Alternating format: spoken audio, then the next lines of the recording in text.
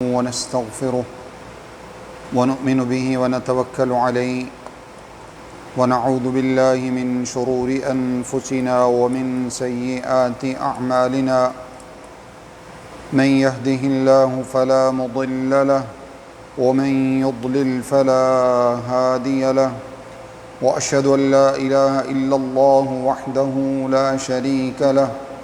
وأشهد أن محمدًا عبده ورسوله أرسله بالحق بشيرًا ونذيرًا وداعيًا إلى الله بإذنه وسراجًا منيرًا أما بعد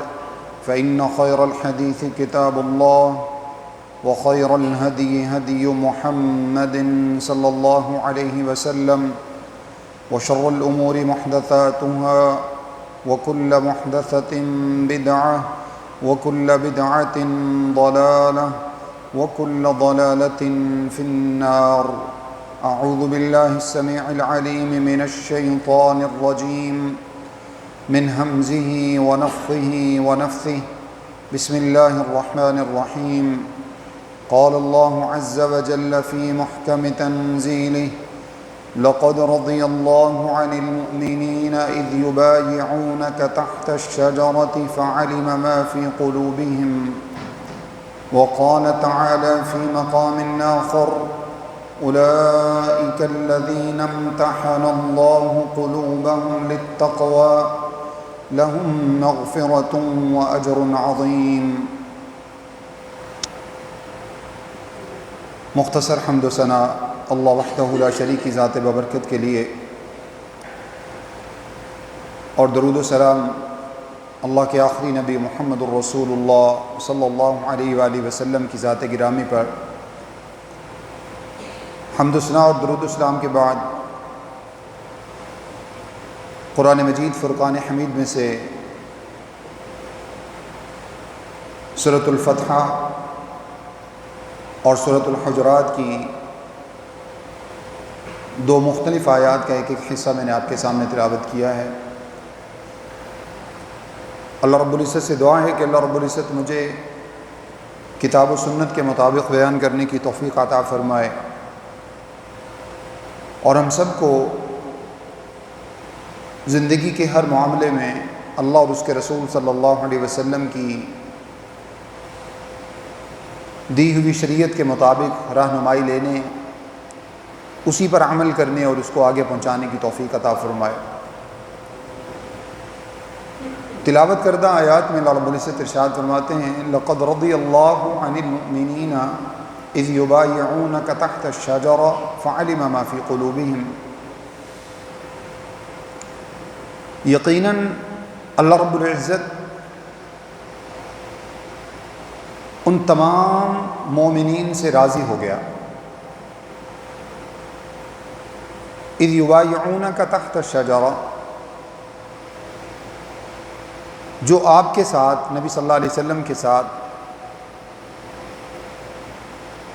ایک درخت کے نیچے آپ کے ہاتھ پر بیعت کر رہے تھے۔ فعلم ما فی قلوبہم، اللہ بخوب جانتا ہے ان کے دلوں میں ایمان کی، اسلام کی، اللہ اور اس کے رسول صلی اللہ علیہ وسلم کی کتنی محبت ہے۔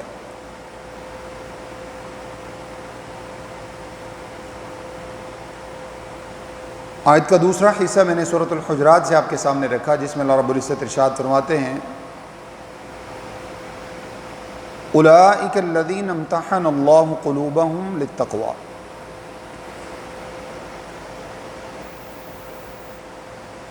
یہ وہ ہستیاں ہیں جن کے دلوں کو اللہ رب العزت نے ایمان کے لیے جانچ لیا ہے، اللہ نے ان کا امتحان لے لیا ہے، اللہ نے ان کے دلوں کو پرکھ لیا ہے،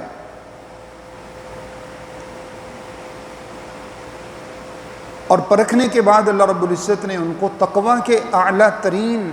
معیار پر فائز قرار دیا ہے۔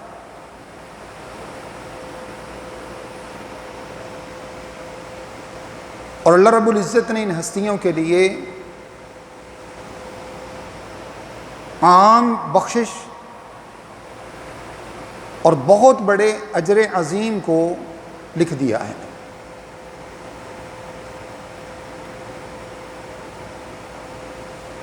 ان دونوں آیات میں اور اسی طرح سے قرآن مجید میں بے شمار دیگر ایسی آیات ہیں جس میں اللہ رب العزت نے صحابہ کرام رضوان اللہ علیہم اجمعین کی تعریف فرمائی، تحسین فرمائی، ان کو ایمان کا معیار قرار دیا، ان کے لیے جنتوں کے وعدے کیے، ان کے لیے اپنی رضا کا اعلان کیا، بخشش کے وعدے کیے۔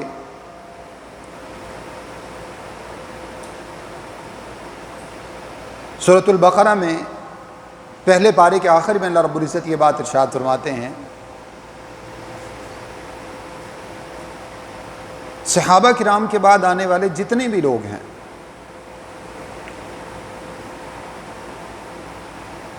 جو ایمان کا دعویٰ کرتے ہیں، اسلام قبول کرنے کی بات کرتے ہیں، اللہ اور اس کے رسول صلی اللہ علیہ وسلم پر ایمان لاتے ہیں،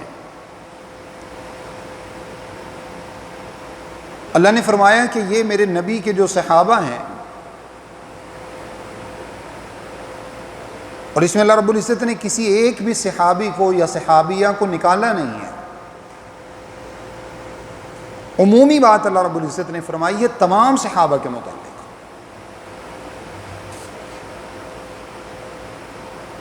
فرمایا کہ یہ جو نبی علیہ الصلوۃ والسلام کے ساتھی ہیں، رفقائے کار ہیں، جنہوں نے ہر وقت لمحہ بلمحہ رسول اللہ صلی اللہ علیہ وسلم کا ایسا ساتھ دیا کہ جس کو اللہ رب العزت نے قرآن مجید میں تعریفی اسناد کے طور پر بیان کیا ہے۔ فرمایا یہ اتنی مقدس ہستیاں ہیں یہ صحابہ کرام، اب اگر تم میں سے کوئی بھی شخص ایمان کا دعویٰ کرتا ہے، ایمان لانے کی بات کرتا ہے، اسلام قبول کرنے کی بات کرتا ہے، اس کا معیار کیا ہے؟ کیسے پتہ چلے گا کہ اس کا اسلام اللہ کے ہاں قابل قبول ہے یا نہیں، اس کا ایمان اللہ رب العزت کے ہاں ایکسیپٹیبل ہے یا نہیں؟ فرمایا فَإِنْ آمَنُوا بِمِثْلِ مَا آمَنْتُمْ بِهِ فَقَدْ اهْتَدَوْا، اگر یہ لوگ تمہارے جیسا ایمان لاتے ہیں، صحابہ کرام جیسا، صحابہ کرام جیسا ایمان لاتے ہیں تو فَقَدْ اهْتَدَوْا، تو گارنٹی ہے پھر یہ ہدایت پا جائیں گے۔ یہ بہت بڑی بات ہے جو اللہ رب العزت نے یہاں پر ارشاد فرمائی ہے، صحابہ کے ایمان کو اللہ نے معیار قرار دیا ہے، ایک کسوٹی، ایک پیمانہ قرار دیا ہے۔ اگر مجھے اپنے ایمان کو پرکھنا ہے، آپ کو اپنے ایمان کو پرکھنا ہے، تو سادہ سا اصول یہ ہے کہ ہم سب سے پہلے یہ دیکھیں کہ کیا میرا اور آپ کا ایمان صحابہ جیسے ایمان جیسا ہے۔ اور دوسری جو بات یہاں سے سمجھ میں آتی ہے، علی الاطلاق، بغیر کسی کو خاص کیے، تمام کے تمام صحابہ کرام کے متعلق جب صحابہ کا ایمان اللہ رب العزت نے معیار اور کسوٹی قرار دیا ہے، تو پھر اگر کسی شخص کے دل میں صحابہ کرام کے بارے میں نفرت ہوتی ہے، بغض ہوتا ہے، عداوت ہوتی ہے، یعنی جن کو اللہ نے ایمان کا معیار قرار دیا انہی کے بارے میں ان کے اس شخص کے دل کے اندر نفرت موجود ہے، تو آپ لوگ خود فیصلہ کریں کہ کیا وہ شخص مومن کہلانے کا حقدار ہو سکتا ہے؟ کیا وہ مسلمان کہلانے کا حقدار ہو سکتا ہے؟ اس سے یہ بات واضح طور پر سمجھ میں آتی ہے کہ جب صحابہ جیسا ایمان لانے کا اللہ رب العزت نے حکم دیا ہے تو پھر صحابہ کی محبت بھی میرے اور آپ کے دل میں ہونی چاہیے۔ اور اس کے بعد اللہ رب العزت نے ارشاد فرمایا وَإِن تَوَلَّوْا فَسَيَكْفِيكَهُمُ اللَّهُ، اور یاد رکھو اگر تم ایسا ایمان نہیں لائے جیسے صحابہ ایمان لائے ہیں، ایسا ایمان اگر تم نہیں لائے جیسا صحابہ لائے ہیں، اور تم نے صحابہ کرام کے رستے کو چھوڑ دیا، اس طریق کو چھوڑ دیا جس طریق پر صحابہ کرام موجود تھے، تو پھر فَسَيَكْفِيكَهُمُ اللَّهُ، پھر یاد رکھو اللہ تمہارے لیے کافی ہے، پھر اللہ تم سے خوب نمٹ لے گا۔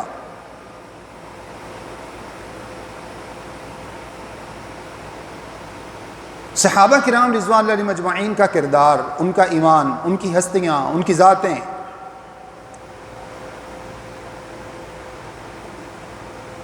اس کے بارے میں اس وقت بطور خاص ہمارے بر صغیر کے معاشرے میں بہت زیادہ اختلافی پہلوؤں کو اجاگر کرنے کی بات کی جاتی ہے، ان کو اجاگر کرنے کی کوشش کی جاتی ہے۔ میں نے ایک دو آیات آپ کے سامنے رکھی ہیں، قرآن مجید بھرا پڑا ہے۔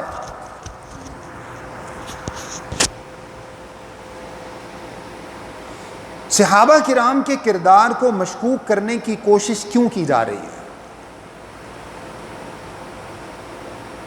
ایک مخصوص طبقہ تک کا تو خیر کام ہی یہی ہے، لیکن عمومی طور پر بحیثیت مسلم میں اور آپ، چونکہ ہم نے آج تک صحابہ کرام کے کرداروں کو سمجھا ہی نہیں، ہماری اسلام سے عدم واقفیت کا یہ عالم ہے کہ ہم تو قرآن مجید کو آج تک زندگی میں ایک بار ترجمہ کے ساتھ نہیں پڑھ سکے۔ یہ ہمارے اسلام سے تعلق کی صورتحال ہے۔ اس کے بعد حدیث آتی ہے احکام کو ثابت کرنے میں، رسول اللہ صلی اللہ علیہ وسلم کی سیرت ہے، صحابہ کرام کی سیرت ہے، صحابہ کرام کا کردار ہے، غزوات ہیں، نبی اکرم صلی اللہ علیہ وسلم کی ذاتی زندگی ہے، صحابہ کرام کی ذاتی زندگیاں ہیں۔ یہ تمام کے تمام جو معاملات ہیں یہ میرے اور آپ کے لیے سب اسلام کی حیثیت رکھتے ہیں۔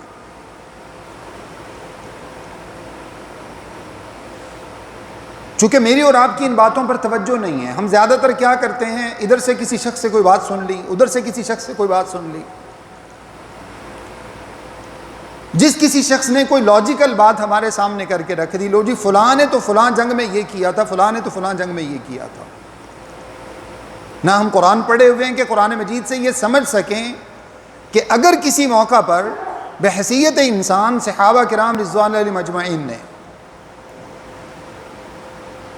بعض مرتبہ ایمان ابھی مضبوط نہیں ہے، اس کی وجہ سے کبھی ان سے زندگیوں میں کبھی انسان ہونے کے ناطے سے کبھی کوئی کمی کوتاہی ہو جاتی ہے۔ سب سے پہلے اس بات کو سمجھنے کی کوشش کریں کہ اگر صحابہ کرام رضوان اللہ علیہم اجمعین ہوں یا اس سے اوپر انبیاء علیہم صلوات اللہ وسلام ہوں، بحیثیت بشر، بحیثیت انسان، ان سے اگر کسی معاملے میں کوئی اجتہادی خطا ہو جاتی ہے، انسانیت کے تقاضے سے کبھی اگر ان کے اندر ایک نیچرل خوف پیدا ہو جاتا ہے، تو آپ کیا سمجھیں گے کہ آپ اس نبی علیہ الصلوۃ والسلام کو یا انبیاء کے ساتھی اور صحابہ کو، بطور خاص رسول اللہ صلی اللہ علیہ وسلم کے ساتھی صحابہ جن کے اوپر اسلام کی پوری عمارت قائم ہے، کہ آپ ان کے معاملات میں فیصلے کرتے وقت آپ اسلام کو چھوڑ دیں گے؟ کہ آپ ان کے کردار کو صرف اس وجہ سے مشکوک بنا دیں گے کہ بحیثیت انسان ان میں سے کسی سے کمی کوتاہی کیوں ہو جاتی ہے؟ اگر ایسی بات ہے تو اللہ کی قسم اٹھا کر کہتا ہوں، منبر رسول پہ کھڑا ہو کر ذمہ داری کے ساتھ اللہ کی قسم، اگر کسی ایک صحابی سے ایک ذرے کے برابر کوئی کمی کوتاہی ہوئی ہے جس کو اللہ نے معاف بھی کر دیا ہے، اور اس کی بنا پر آج مجھ اور آپ جیسا شخص ان کو ایمان سے خارج قرار دیتا ہے، تو اللہ کی قسم آپ لکھ لیں کہ آپ سب سے پہلے اسلام سے خارج ہیں۔ سب سے پہلے میں اور آپ اسلام سے خارج ہیں اگر صحابہ کرام کے کردار پر کوئی بات کرتے ہیں۔ سوچیں نا ذرا، کیا پدی اور کیا پدی کا شوربہ، کہاں ہم اور کہاں صحابہ کرام جن کی زندگیوں پر اللہ نے قرآن نازل کیا ہے۔ جن کی زندگیوں پر جو چلتے ہیں، جو عبادت کرتے ہیں، جو جنگیں لڑتے ہیں، جو رسول اللہ صلی اللہ علیہ وسلم کا ساتھ دیتے ہیں، جو ہجرت میں آپ کے ساتھ ہیں، جو احد پر آپ کے ساتھ ہیں، جو بدر میں آپ کے ساتھ ہیں، اللہ کی قسم وہ مدینہ میں، وہ مکہ میں وہ مختلف قسم کے معاملات کرتے ہیں، وہ کہیں تجارتیں کرتے ہیں، کہیں جو ہے وہ غزوات میں شرکت کرتے ہیں، کہیں اللہ کے رسول صلی اللہ علیہ وسلم کا ہجرت میں ساتھ دیتے ہیں۔ اللہ قرآن ساتھ ساتھ اللہ رب العزت قرآن بنا کے نازل کرتا جاتا ہے۔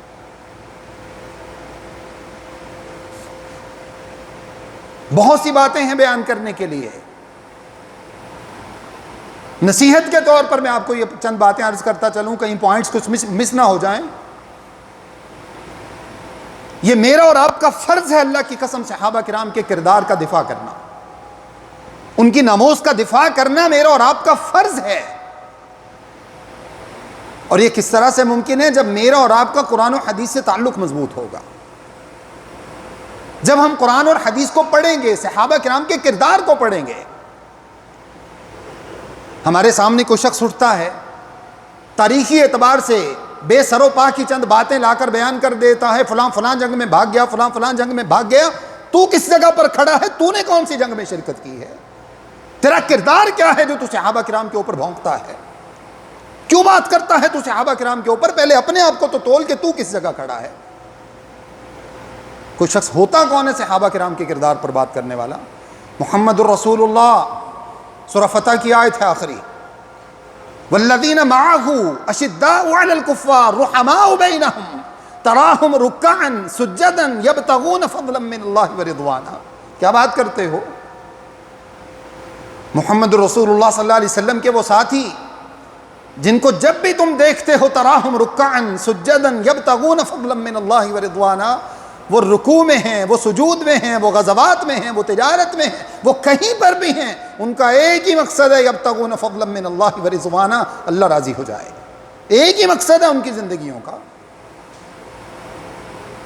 جنہوں نے مجھ تک اور آپ تک دین پہنچانے کے لیے اللہ کی قسم اپنے کاروباروں کو قربان کر دیا،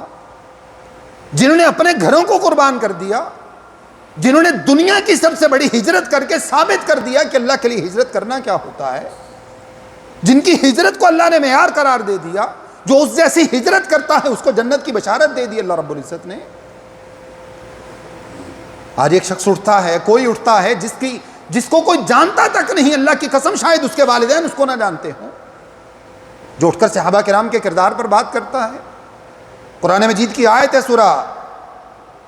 نساء کے اندر اللہ رب العزت نے 5ویں پارے میں یہ بات ارشاد فرمائی ہے، لکھ لینا، وَمَن يُشَاقِقِ الرَّسُولَ مِن بَعْدِ مَا تَبَيَّنَ لَهُ الْهُدَىٰ وَيَتَّبِعْ غَيْرَ سَبِيلِ الْمُؤْمِنِينَ۔ اللہ کی قسم میرے رب کے الفاظ ہیں، بڑے سخت الفاظ اللہ نے ارشاد فرمائے ہیں۔ سمجھتے کیا ہو تم صحابہ کرام کے کردار کے اوپر بات کرنے والے؟ اور اللہ کی قسم بات بھی تم اس صحابی کی کرتے ہو، عثمان غنی رضی اللہ تعالیٰ عنہ، جس کے بارے میں اللہ کے رسول صلی اللہ علیہ وسلم ارشاد فرماتے ہیں اصدقهم حیان، جو معاشرے میں سب سے زیادہ حیا کرنے والا ہے۔ سیدہ عائشہ رضی اللہ تعالیٰ عنہ بیان کرتی ہیں، سیدنا ابو بکر صدیق رضی اللہ تعالیٰ عنہ بذات خود اس روایت کو بیان کرتے ہیں، دونوں باپ اور بیٹی اس روایت کو بیان کرتے ہیں۔ اللہ کے رسول صلی اللہ علیہ وسلم گھر کے اندر اپنی روٹین میں لیٹے ہوئے ہیں، اور آپ صلی اللہ علیہ وسلم نے سیدہ میری اور آپ کی والدہ، میری اور آپ کی ماں، میں اور آپ ان پر قربان ہو جائیں، ہماری زندگیاں ان پہ قربان ہو جائیں، رضی اللہ تعالی عنہا، عائشہ رضی اللہ تعالی عنہا کی چادر آپ صلی اللہ علیہ وسلم نے اپنے اوپر اوڑھ رکھی ہے۔ ہم گھر پہ ہوتے ہیں، اب تو حالات اس طرح کے، اب تو جو ہے وہ وسائل اتنے ہو گئے کہ اب ہمیں اس طرح کی چیزوں کی عموماً ضرورت نہیں پڑتی۔ اگر گھر کے اندر ایک شخص موجود ہے، اس نے اپنی بیوی کی چادر اوڑھ لی ہے، تو اس میں کیا حرج کی بات کیا ہے؟ میں صرف آپ کے سامنے وضاحت اس وجہ سے کر رہا ہوں کہ عموماً کسی شخص کے ذہن میں یہ گستاخی کا پہلو نمایاں نہ ہو جائے۔ اللہ کے رسول صلی اللہ علیہ وسلم نے عائشہ رضی اللہ عنہ کی چادر اوڑھ رکھی ہے۔ ابو بکر صدیق آتے ہیں رضی اللہ تعالیٰ عنہ، آ کر سلام کرتے ہیں، اللہ کے رسول صلی اللہ علیہ وسلم لیٹے رہتے ہیں، اللہ کے رسول ان کو جواب دیتے ہیں، وہ اپنی بات کرتے ہیں، واپس چلے جاتے ہیں، وہیں بیٹھ جاتے ہیں۔ عمر فاروق رضی اللہ تعالیٰ عنہ آتے ہیں، اللہ کے رسول صلی اللہ علیہ وسلم کو سلام کرتے ہیں، اللہ کے رسول لیٹے رہتے ہیں، آپ صلی اللہ علیہ وسلم کی پنڈلی مبارک سے کپڑا ہٹا ہوا، آپ صلی اللہ علیہ وسلم اسی طرح لیٹے رہتے ہیں، وہ اپنے کام سے فارغ ہو کر چلے جاتے ہیں۔ اس کے بعد عثمان غنی رضی اللہ تعالیٰ عنہ تشریف لاتے ہیں۔ اللہ کے رسول صلی اللہ علیہ وسلم نے جیسے عثمان غنی رضی اللہ تعالیٰ نے باہر سے آواز لگائی، دروازہ نوک کیا، السلام علیکم کہا، پوچھا گیا کون ہے، عرض کیا عثمان ہے رضی اللہ تعالیٰ عنہ، اجازت چاہتا ہے اللہ کے رسول صلی اللہ علیہ وسلم کی زیارت کی۔ اللہ کے نبی صلی اللہ علیہ وسلم نے ارشاد فرمایا، عائشہ رضی اللہ تعالیٰ عنہ خود بیان کرتی ہیں، اللہ کے رسول نے فرمایا اپنے کپڑے سمیٹ لو، اپنے گھر کو درست کر لو۔ اللہ کے رسول صلی اللہ علیہ وسلم نے اپنا کپڑا مبارک پنڈلی کے اوپر کیا، اپنی چادر کو سیدھا کیا، سیدھے ہو کر بیٹھ گئے اور کہا عثمان کو اجازت دو اندر آنے کی۔ سیدہ عائشہ فرماتی ہیں رضی اللہ تعالیٰ عنہ، جب عثمان گھر سے چلے گئے اپنے کام سے فارغ ہو کر، میں نے کہا اللہ کے رسول صلی اللہ علیہ وسلم میرے ابا آئے، آپ جس طرح سے لیٹے ہوئے تھے اسی طرح سے لیٹے رہے۔ حفصہ رضی اللہ عنہ کے والد آئے، اللہ کے رسول آپ پھر اسی طرح سے لیٹے رہے جیسے آپ لیٹے ہوئے تھے۔ اللہ کے رسول جب عثمان آئے تو آپ نے کہا سب سیدھا کر لو، سب کچھ، آپ نے اپنے کپڑے سیدھے کیے، اپنا سب کچھ سیدھا کیا۔ اللہ کے رسول صلی اللہ علیہ وسلم ارشاد فرماتے ہیں الا استحیی، اللہ کی قسم حدیث کے الفاظ ہیں، اللہ کے رسول صلی اللہ علیہ وسلم ارشاد فرماتے ہیں الا استحیی من رجل یستحیی منہ الملائکہ، عائشہ رضی اللہ تعالی عنہ میں اس شخصیت سے حیا کیوں نہ کروں جس سے فرشتے حیا کرتے ہیں، جو دنیا میں سب سے زیادہ حیادار شخص ہے میں اس سے حیا کیوں نہ کروں۔ اس عثمان کے اوپر بات کرتے ہیں رضی اللہ تعالیٰ عنہ، اللہ کی قسم اگر تم عثمان غنی رضی اللہ تعالیٰ عنہ کے کردار پر اس وجہ سے بات کرتے ہو کہ جنگ احد میں جو ابھی اسلام کا دوسرا غزوہ تھا، کوئی ہم میں سے تصور کر سکتا ہے؟ بات کرنے والے اللہ کی قسم میں جان بوجھ کر اس طرح کی باتیں آپ کے سامنے عرض کرتا ہوں تاکہ ہم اپنے ایمان کا جائزہ لیں۔ یہ بات کرنے والوں کے سامنے اللہ کی قسم فلسطین اجڑ گیا ہے، کسی میں ہمت نہیں ہوئی ہے بات کرنے کی، کوئی اٹھ کے جا نہیں سکا وہاں ان کا ساتھ دینے کے لیے، اور وہ صحابہ کرام اللہ کی قسم اسلام کو بچا کر ہم تک پہنچایا ہے، اسلام کی خاطر قربانیاں دی ہیں۔ دکھاؤ مجھے سیدنا حمزہ رضی اللہ عنہ جیسی شہادت کسی نے پیش کی ہو تو ان صحابہ کرام کے کرداروں پر بات کرتے ہو؟ اگر ایسی بات ہے تو اللہ کی قسم پھر موسیٰ علیہ السلام کو کیوں معاف کرتے ہو؟ جس موسیٰ علیہ السلام کے سامنے جب فرعون اور اس کے جادوگروں نے جب وہ اپنے سانپ بنا کر رسیوں کو سانپ بنا کر ڈالا، فَأَوْجَسَ مِنْهُمْ خِیفَةً، موسیٰ علیہ السلام کے دل میں ڈر پیدا ہو گیا۔ اللہ نے قرآن میں الفاظ بیان کیے ہیں، ذرا جھٹلاؤ قرآن کو، دکھاؤ ذرا موسیٰ علیہ السلام کے کردار پر بات کر کے دکھاؤ۔ فَأَوْجَسَ مِنْهُمْ خِیفَةً، اللہ فرماتے ہیں قُلْنَا لَا تَخَفْ إِنَّكَ أَنْتَ الْأَعْلَىٰ، موسیٰ نہیں ڈریے، یہ فطرت ہے انسان کی، انسان سے غلطی ہو جانا کوئی بڑی بات نہیں ہے، انسان کو اللہ نے اسی وجہ سے پیدا کیا ہے کہ یہ غلطیاں کرتا ہے۔ میرے اور آپ کے سامنے قرآن مجید میں بے شمار معاملات ہیں، بہت سی ایسی آیات ہیں، میرے اور آپ کے پاس یہ حق نہیں ہے، یہ اختیار نہیں ہے، میرا اور آپ کا ایمان اس قابل نہیں ہے، میرا اور آپ کا کردار اس قابل نہیں ہے کہ ہم صحابہ کرام کے درمیان میں مشاجرات کے فیصلے کر سکیں۔ ہم کون ہوتے ہیں یہ کہنے والے کہ علی کا جو ہے وہ ایمان زیادہ افضل ہے، عثمان کا ایمان اس سے زیادہ افضل ہے، فلان کا ایمان افضل ہے اور فلان کا ایمان کمتر ہے؟ ہم کون ہوتے ہیں یہ بات کرنے والے؟ میرے اور آپ کے لیے ادنا سے ادنا صحابی، اعلیٰ سے اعلیٰ صحابی، وہ تمام کے تمام اگر میرے اور آپ کے ایمان کا حصہ نہیں ہیں تو اللہ کی قسم اپنے ایمان کی فکر کریں، کل جنت کی فکر کریں۔ اللہ رب العزت کا ارشاد گرامی جو میں نے آپ کے سامنے رکھا، اللہ فرماتے ہیں وَمَن يُشَاقِقِ الرَّسُولِ، جس نے رسول صلی اللہ علیہ وسلم کی نافرمانی کی، یہ بات لکھ لینا، یہ نوٹ کر لینا، جس نے رسول صلی اللہ علیہ وسلم کی نافرمانی کی، وَيَتَّبِعْ غَيْرَ سَبِيلِ الْمُؤْمِنِينَ، اور ایمان والوں کا رستہ چھوڑ دیا، وہ رستہ چھوڑ دیا جس پر صحابہ ایمان لائے تھے، صحابہ کے کردار کو چھوڑ دیا۔ جب قرآن نازل ہو رہا تھا تو مجھے خود بتائیے اس وقت ایمان والے کون تھے؟ کون تھے جن کو اللہ ایمان والے قرار دیتا ہے؟ محمد رسول اللہ صلی اللہ علیہ وسلم تو اللہ کے نبی تھے، جن پر ایمان لانا تھا، جو سب سے پہلے آپ صلی اللہ علیہ وسلم اللہ پر ایمان لائے ہیں، ان کی تو بات ہی ختم ہو گئی، وہ تو اللہ کے نبی ہیں۔ اللہ کے نبی کے بعد کون سے کردار ہیں جو اللہ کے نبی صلی اللہ علیہ وسلم پر ایمان لانے والے ہیں، جن کی اللہ ایمان میں مثالیں بیان فرماتا ہے؟ وَيَتَّبِعْ غَيْرَ سَبِيلِ الْمُؤْمِنِينَ، یاد رکھ لو رستہ صرف ایک ہے اور وہ صحابہ کرام کا رستہ ہے۔ جس نے رسول صلی اللہ علیہ وسلم کی نافرمانی کی، صحابہ کے رستے کو چھوڑ دیا، غیر سبیل المؤمنین، صحابہ کے رستے کے علاوہ کسی اور رستے پہ چل پڑا، اللہ کی قسم میرے رب کا وعدہ ہے، نولیہ ما تولی، جہاں جاتا ہے چلا جائے، ونصلیہ جہنم، سیدھا جہنم اس کا ٹھکانہ ہوگا، وساعت مصیرہ۔ کون ہوتا ہے یہ؟ صحابہ کے ایمان کو اس کے اوپر بات کرنے والا، صحابہ کے کردار کے اوپر حرف اٹھانے والا۔ جیسے کسی ایک صحابی کو دیکھ لیجئے، اللہ کی قسم فضائل سے قرآن و حدیث بھرے پڑے ہیں۔ وہ اللہ رب العزت ارشاد فرماتے ہیں والسابقون الاولون من المؤمنین والمہاجرین والانصار والذین اتبعوہم باحسان رضی اللہ عنہم ورضوا عنہ۔ 11واں پارہ اٹھائیے، سورہ توبہ ہے۔ اللہ نے ان کا کردار بھی نمایاں کیا ہے جو آج صحابہ پر بھونکتے ہیں، جو صحابہ پر بات کرنے والے، اللہ نے ان کا کردار بھی کھولا ہے۔ پوری سورہ توبہ بھری پڑی ہے ان کے کردار کے حوالے سے، جن کے بارے میں اللہ رب العزت نے ارشاد فرمایا وعد اللہ المنافقون، اللہ نے منافقین سے جہنم کا وعدہ کیا ہے۔ یہ منافقین ہیں، یہ ایمان کا ڈھونگ رچانے والے، ایمان کے جھوٹے دعوے کرنے والے، اللہ نے ان کے کردار کو بھی نمایاں کیا ہے۔ اس کے بعد اللہ رب العزت نے یہ بھی ارشاد فرمایا ہے، اے نبی صلی اللہ علیہ وسلم استغفر لهم او لا تستغفر لهم ان تستغفر لهم 70 مرة فلن يغفر الله لهم۔ اے اللہ کے رسول، ہم آپ کو ان کا کردار بھی بتا دیں۔ یہ جو غزوہ تبوک میں جانے کا ڈرامہ کرتے ہیں، یہ کبھی آ کر جو ہے وہ آپ صلی اللہ علیہ وسلم کو اپنے ایمان کے بارے میں بڑی قسمیں اٹھا اٹھا کر کہتے ہیں، یحلفون باللہ، قسمیں اٹھا اٹھا کر کہتے ہیں کہ ہم تمہارے ساتھ ہیں۔ اللہ کے رسول، ہم آپ کو بتاتے ہیں یہ کون سا طبقہ ہے۔ استغفر لهم او لا تستغفر لهم، اللہ کے نبی صلی اللہ علیہ وسلم کی اللہ نے جو آپ کو رحمت للعالمین بنا کر بھیجا ہے، اس صفت کے پیش نظر اللہ کے رسول صلی اللہ علیہ وسلم منافقین کے بھی جنازے پڑھنے کو تیار ہو جاتے ہیں، منافقین کے لیے دعائیں کرنے کو تیار ہو جاتے ہیں۔ عبداللہ بن ابی مرتا ہے، منافقوں کا سردار مرتا ہے، اللہ کے رسول اس کا جنازہ پڑھانے کے لیے تیار ہو جاتے ہیں۔ ان کا بیٹا آ کر کہتا ہے، جو مسلمان ہو چکا ہے،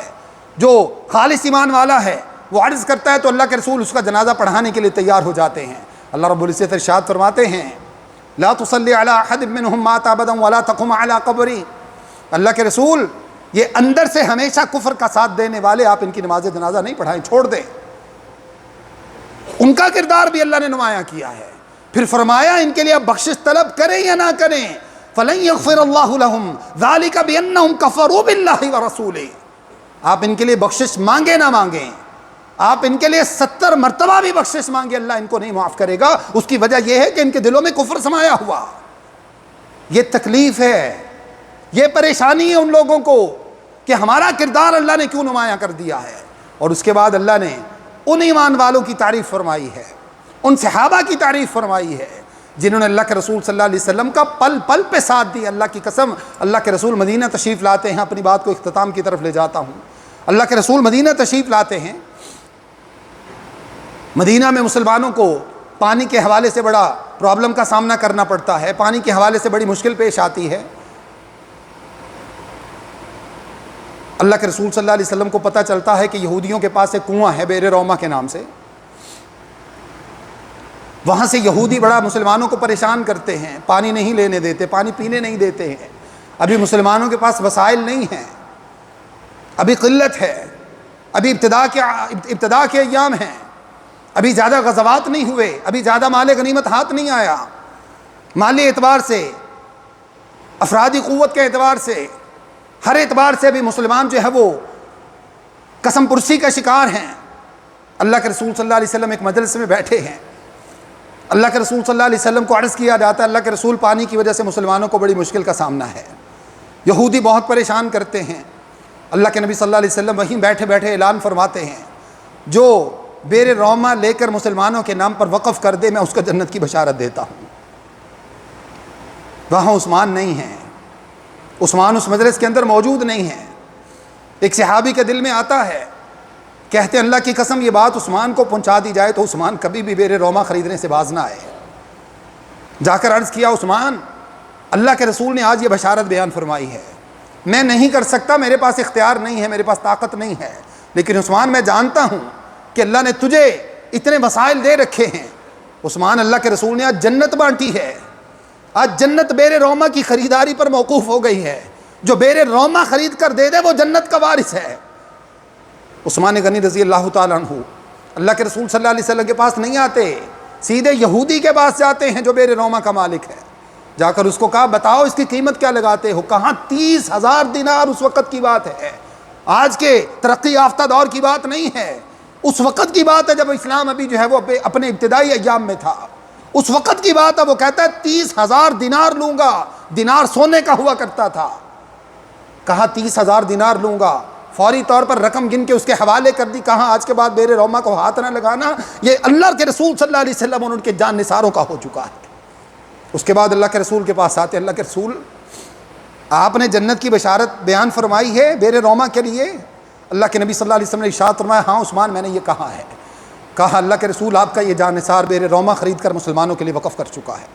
اللہ کی قسم اس کے کردار پر بات کرتے ہیں۔ غزوہ تبوک کا موقع ہے جس کو غزوہ ذات العسرہ کہا جاتا ہے، بڑی تنگی کے حالات ہیں مسلمانوں کے اوپر، مسلمانوں کی واحد ایک ہی فصل کھجوریں پکی ہوئی ہے، اللہ کی طرف سے جہاد کا حکم آ جاتا ہے، ایمان کے لیے جو ہے وہ حکم آ جاتا ہے اللہ کے رسول اللہ تعالیٰ کی طرف سے۔ اللہ کے رسول صلی اللہ علیہ وسلم عثمان غنی رضی اللہ تعالیٰ عنہ 300 اونٹ مال سے بھرے ہوئے لدے ہوئے اللہ کے رسول صلی اللہ علیہ وسلم کی خدمت میں لا کر حاضر ہو جاتے ہیں۔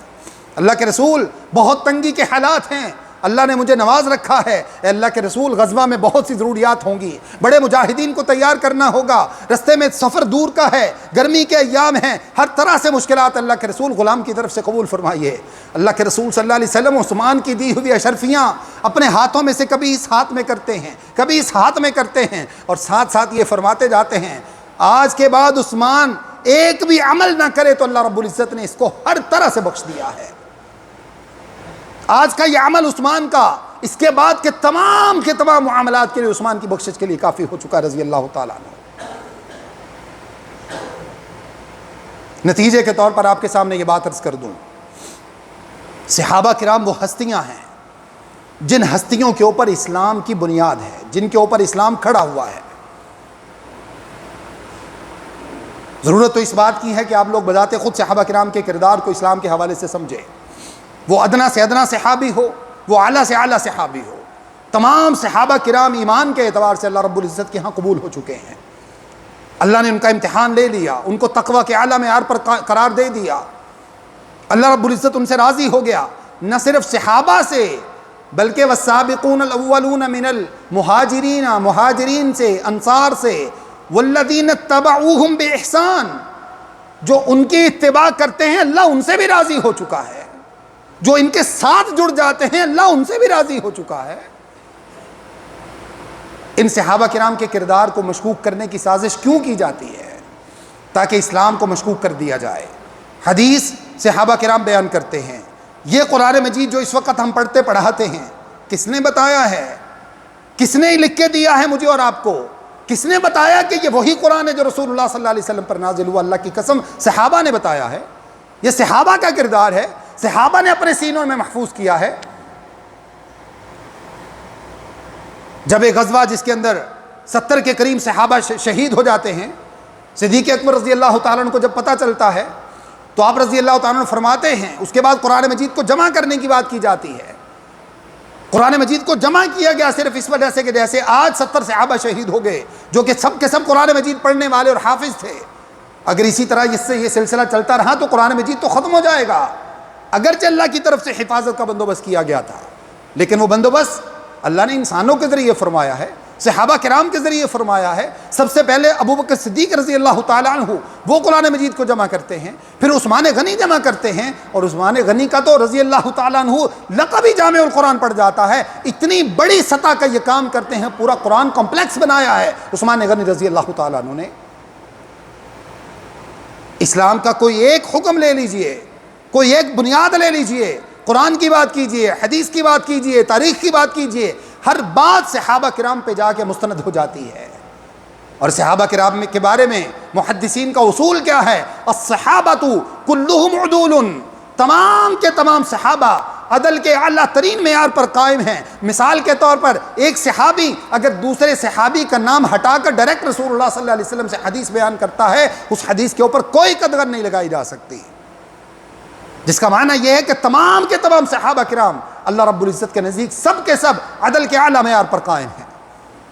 تو ان صحابہ کرام کے کرداروں کو اس وجہ سے مشکوک کیا جاتا ہے تاکہ آپ کے دل اسلام کے بارے میں تشکیک کا شکار ہو جائیں، تاکہ آپ کے اور میرے دل میں اسلام کے بارے میں شکوک و شبہات پیدا ہو جائیں، تاکہ ہم اسلام سے پیچھے ہٹ جائیں۔ جب صحابہ کرام کا کردار مشکوک ہو جائے گا تو مجھے ایمان سے بتائیے کون شخص حدیث کے اوپر اعتماد کرے گا؟ جب کہا جائے کہ عثمان نے یہ روایت بیان کی ہے کہ اللہ کے رسول صلی اللہ علیہ وسلم ارشاد فرماتے ہیں قرآن مجید کو پڑھنے پڑھانے والے دنیا کے سب سے بہترین لوگ ہیں، جب یہ بات عثمان کے نام سے بیان کی جائے گی اور آپ کو بتایا جائے گا کہ عثمان تو غزوہ احد سے چلے گئے تھے، تو آپ کیسے مانیں گے؟ آپ کہیں گے کہ عثمان کا تو کردار الیاذ باللہ من ذالک، اللہ مجھے معاف فرما دے۔ جب آپ عثمان کے کردار پر بات کریں گے تو عثمان کی لائی ہوئی حدیث کو کیسے مانیں گے؟ صدیق اکبر کے کردار پہ بات کریں گے، ان کی لائی ہوئی حدیث کو کیسے مانیں گے؟ عمر فاروق کے کردار پہ بات کریں گے، دیگر صحابہ کرام کے کردار پہ بات کریں گے، آپ ان کی بیان کردہ حدیث کو کیسے مانیں گے؟ اس سازش کو سمجھنے کی کوشش کیجئے، اسلام کے ساتھ اپنا تعلق جوڑیے، صحابہ کرام کی ہستیوں کو اپنی زندگیوں کا حصہ بنائیے، اپنے بچوں کو صحابہ کرام کی زندگیاں پڑھائیے، ان کو بتائیے صحابہ کرام نے کیا کیا قربانیاں جو ہے وہ اسلام کے لیے دی ہیں۔ اللہ رب العزت سے دعا ہے اللہ تعالیٰ مجھ سے اور آپ سے جو کچھ میں نے آپ کے سامنے بیان کیا، مجھے اور آپ سب کو سمجھنے، عمل کرنے اور آگے پہنچانے کی توفیق عطا فرمائے۔ ہم سب کو اس صحابہ کرام کے ساتھ اللہ رب العزت ہمیں سچی محبت نصیب فرمائے۔ اللہ رب العزت ہمارے دلوں میں ایک ذرے کے برابر بھی اگر ان کے بارے میں کوئی منفی جذبہ ہے اللہ اس کو دور فرما دے، کیونکہ یہ نفاق کی علامت ہے، یہ انسان کو اسلام سے خارج کرنے کے مترادف ہے۔ اللہ رب العزت سے دعا ہے جو آپ کے سامنے بیان کیا، مجھے اور آپ سب کو سمجھنے، عمل کرنے اور آگے پہنچانے کی توفیق عطا فرمائے۔ استغفر اللہ لی و لکم ولسائر المسلمین۔